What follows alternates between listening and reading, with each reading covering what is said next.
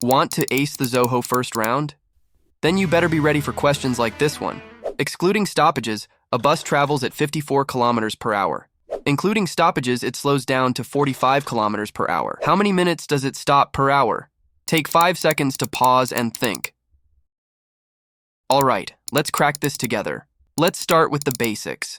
If the bus travels non-stop, it goes at 54 kilometers per hour.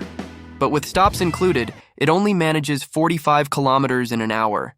So it's covering 9 kilometers less than its non-stop distance. Now here's where it gets interesting. That 9 kilometers lost would have taken the bus some time to travel if it wasn't stopping.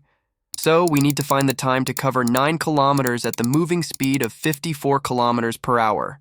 Since time equals distance divided by speed, let's plug in the numbers.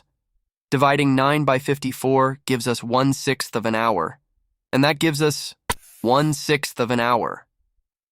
So 1/6 of an hour means the bus stops for 10 minutes every hour.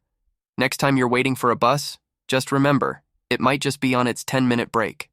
See you in the next puzzle.